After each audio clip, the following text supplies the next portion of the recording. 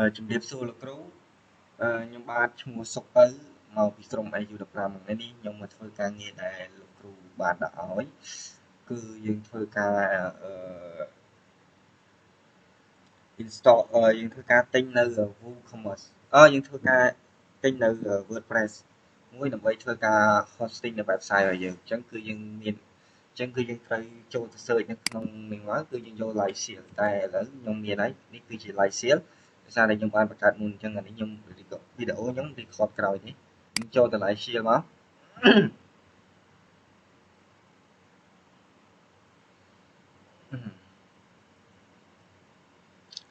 អានេះខ្ញុំបានបង្កើតហើយអញ្ចឹងចូលទៅយើងអាចចូលទៅ create instance មក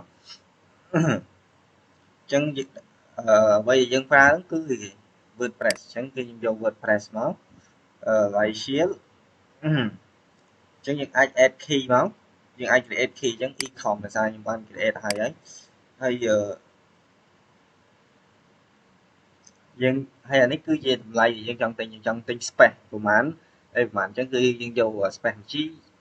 ជាមួយនឹង vCPU របស់យើងគឺ2គ្រាប់ហើយកន្លែងនេះគឺ instant name យើងចង់ដាក់ឈ្មោះអីគេអញ្ចឹងបើយើង e-commerce យើងដាក់ e-commerce មក e-commerce ហ្នឹងវាគ្រាន់តែឈ្មោះ instant របស់យើងទេហើយយើងធ្វើការ create instant អញ្ចឹងដោយសារខ្ញុំបានធ្វើការ create ហើយអញ្ចឹងខ្ញុំអត់ធ្វើការ create ម្ដងទៀតទេហើយអានេះគឺជា e-commerce របស់យើងហើយក៏យើងធ្វើការ set static IP ដែរអញ្ចឹងគឺ net យើងចូលមកកន្លែង networking មកអូខេហើយយើងធ្វើការ register នៅយើងអាចធ្វើការ set នៅ static IP បានចឹងយើងអាចធ្វើការ set static IP បាននៅកន្លែងហ្នឹងអូខេនេះគឺជា IP របស់យើង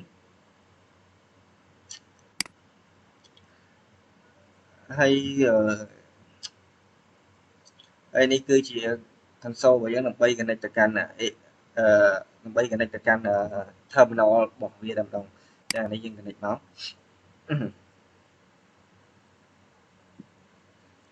ចឹងយើងអាច sudo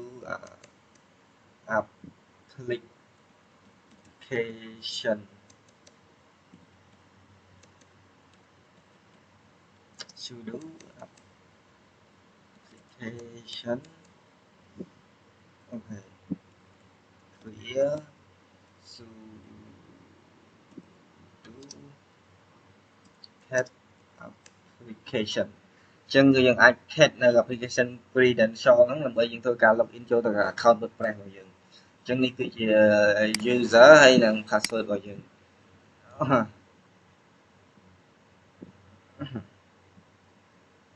ចឹងយើងអាច copy IP របស់យើងមកយើងអាចវាយនៅលើហ្នឹងមក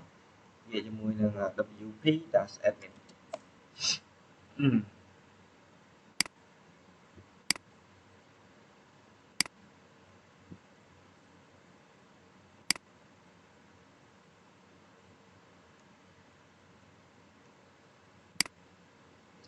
okay user ហើយយើង copy នៅ password វាមកដើម្បីធ្វើការ login ចូលទៅកាន់ WordPress របស់យើង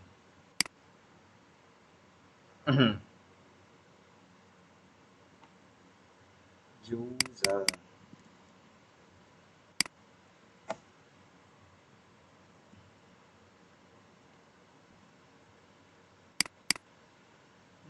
là hạt user refresh một lần tiếp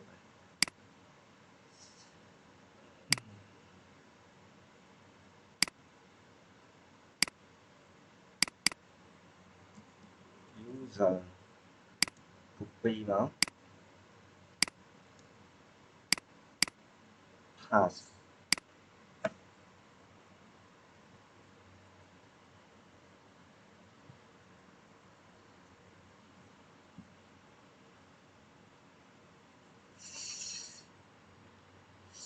ហើយនេះគឺជា WordPress របស់យើងអញ្ចឹងនៅក្នុង WordPress របស់យើងគឺយើងអាចចូលទៅរើសនៅអញ្ចឹងនៅក្នុង WordPress ហើយយើងអាចធ្វើការរើសនៅ template របស់វាដែលមានស្រាប់ដែរនៅក្នុង Appearance thèm chân dương ai chơi thêm ná để dương trong ra đó chân đập giống cứ nhầm vô thêm một lần chân cứ dương ai cho thưa ca customize với thấy dương ai thưa ca activate địa bàn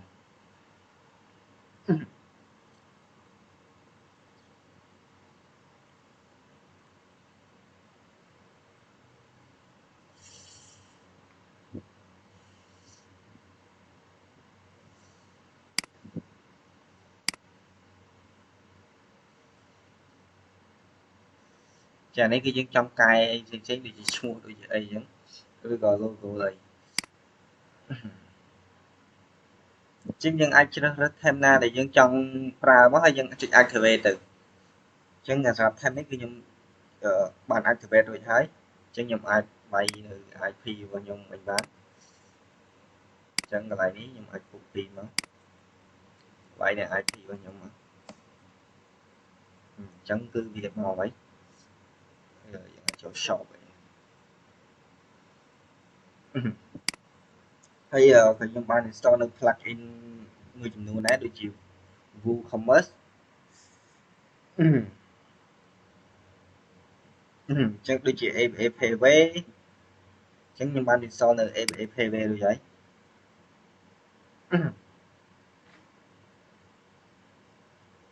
chẳng ngờ nhưng em thằng em tiếp cứ em phê vé làm bây giờ anh thôi ca cả ca phê lui tam dạng online như kia bạn okay. Chẳng sẽ đọc luôn không mất cái nhân ban install hơi rồi đấy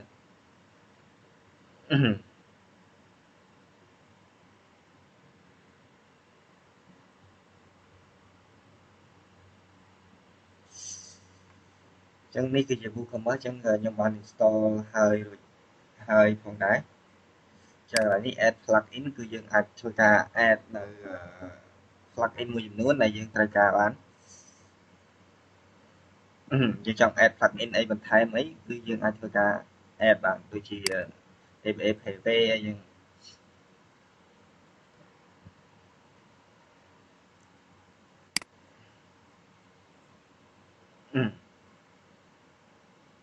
đấy cứ dừng cho tới demo về bán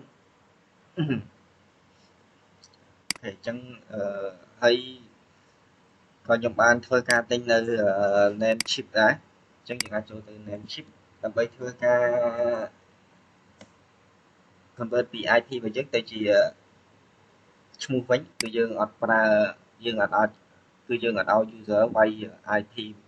làm bây thôi ca xoay được website và dương thế chẳng những ai sign in nó chẳng user 6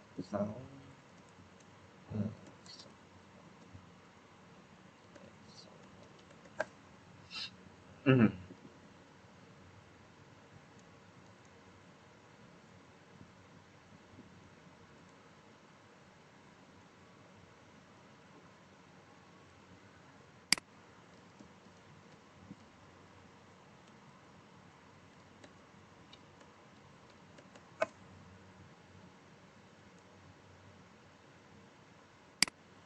Okay.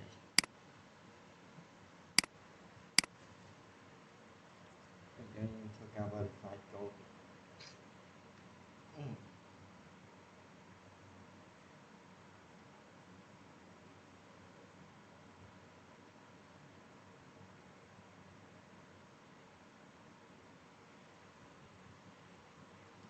chính mình thôi ca verify code từ CFB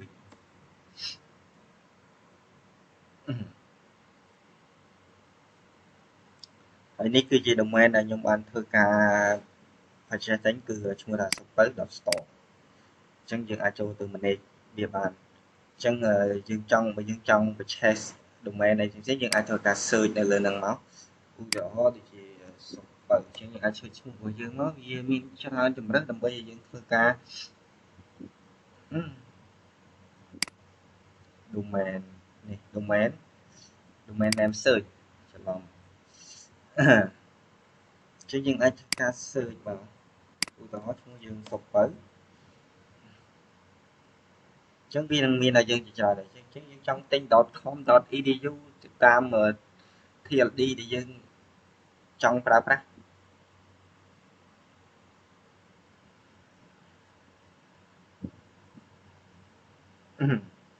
ចឹងវាមាន TLD ច្រើនដូចជា .com.tu.org ចឹងតម្លៃរបស់វាគឺទៅតាមនឹងដែរតែខ្ញុំបានធ្វើការទិញហើយចឹងយើងចង់ទិញគឺយើងអាចធ្វើការ add to cart ហើយយើងចូលទៅ pay លុយគេទៅ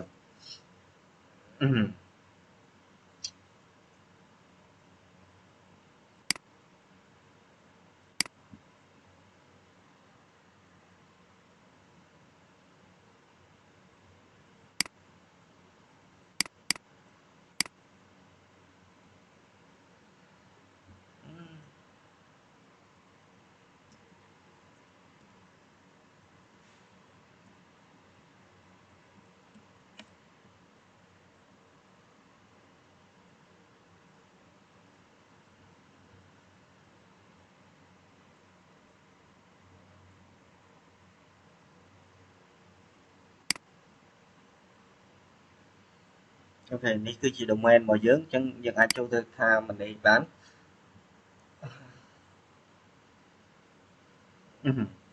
ចឹងនៅកន្លែងនេះចឹងសម្រាប់នៅក្នុង AWS វិញដើម្បីយើងធ្វើការ manage វាបាន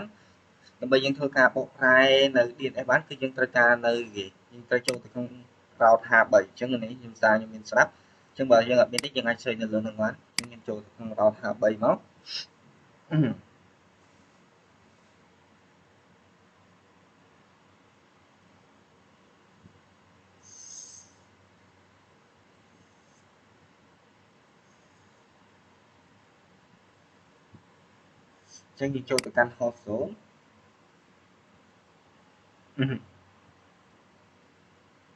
ចឹងយើងអាចធ្វើការ create នៅ zone របស់យើងបានអញ្ចឹងអានេះគឺ zone របស់ខ្ញុំដែលខ្ញុំបាន create ហើយអូខេអញ្ចឹងអានេះគឺយើង create នៅ host អញ្ចឹង host គឺសម្រាប់បកប្រែពីឈ្មោះទៅកាន់ IP ហើយក៏យើងហើយខ្ញុំក៏បានធ្វើការ create នៅ CNAME record រួចផងដែរអញ្ចឹង CNAME record គឺដើម្បីយើងធ្វើការ alias នៅ domain របស់យើងរួចហើយផងដែរអញ្ចឹងនេះគឺ CNAME record នឹងគឺ CNAME record របស់យើងអាចអញ្ចឹងខ្ញុំបានធ្វើការបង្កើតវារួចហើយហើយសម្រាប់ A record របស់សម្រាប់ NS ច្រឡំ A record អូខេហើយខ្ញុំក៏បានបង្កើតនៅ NS record មួយផងដែរអញ្ចឹងយើងអាចចូលទៅកែវាមកយើងអាច tick ទៅលើវាមកហើយយើងអាចធ្វើការ copy ទាំងអស់ហ្នឹងចូលទៅកាន់ domain name របស់យើងដែលយើងបានទិញនៅក្នុងនៅក្នុង name chip អញ្ចឹងយើង copy ទាំងអស់ហ្នឹងមកដាក់នៅលើទីតាំងនេះមកអញ្ចឹង domain របស់យើងនឹងអាចធ្វើការបកប្រែបានហើយអញ្ចឹងនេះឧទាហរណ៍ដូចជាអញ្ចឹងខ្ញុំអាចបាយសុំបើ .store អញ្ចឹងវានឹង access ទៅកាន់web page របស់យើងហើយ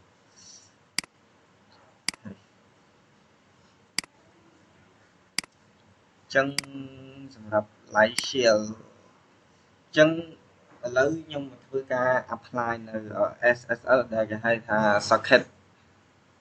secure socket layer ដើម្បីធ្វើឲ្យ website របស់យើងវាមានសុវត្ថិភាពដើរជាមួយនឹង port 443អញ្ចឹងយើងអាចចូល connect មកកាន់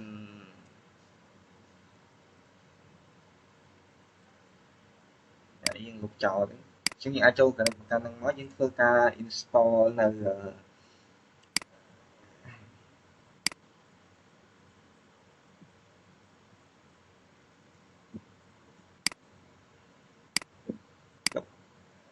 យើង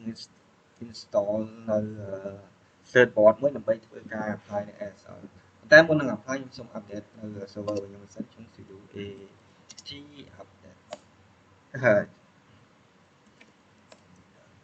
អញ្ចឹងខ្ញុំធ្វើការ install វាមកអញ្ចឹងយើងផាសមក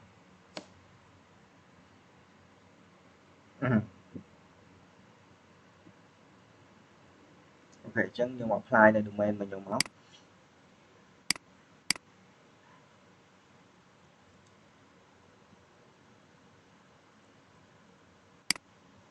ញ្ចឹងយើងផាសមកអញ្ចឹង domain របស់យើងគឺឈ្មោះថាគេ www.super.store store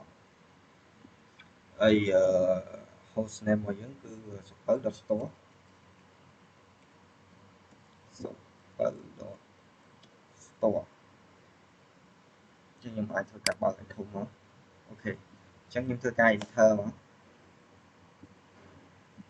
អូខេស៊ី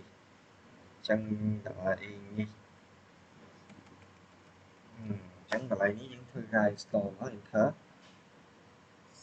C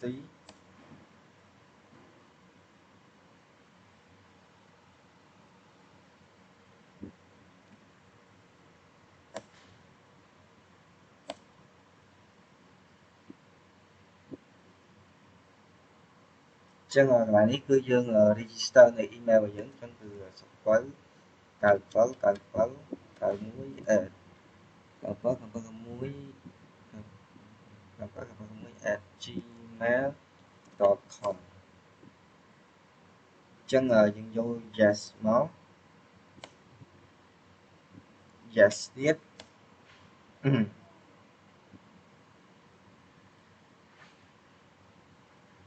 ចឹងយើងចាំបន្តិចទៅ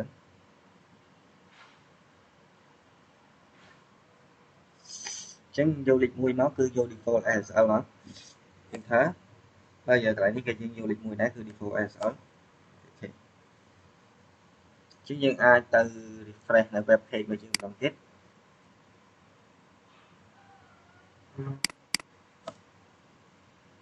អូអាចវាជាប់ខាត់ចឹងខ្ញុំអាចចូលទៅក្នុង Microsoft Edge super.store ចឹងនេះគឺ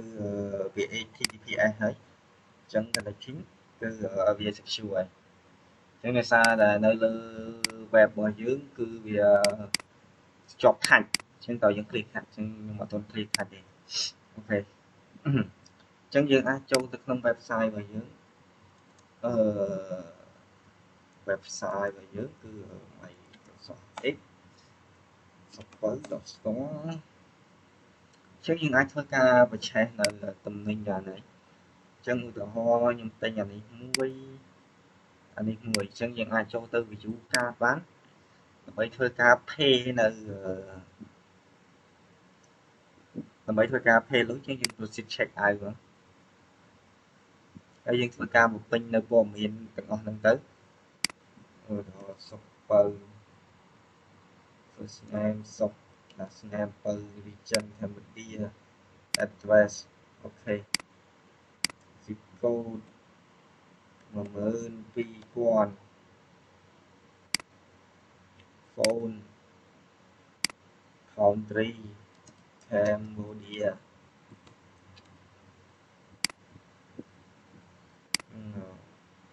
2000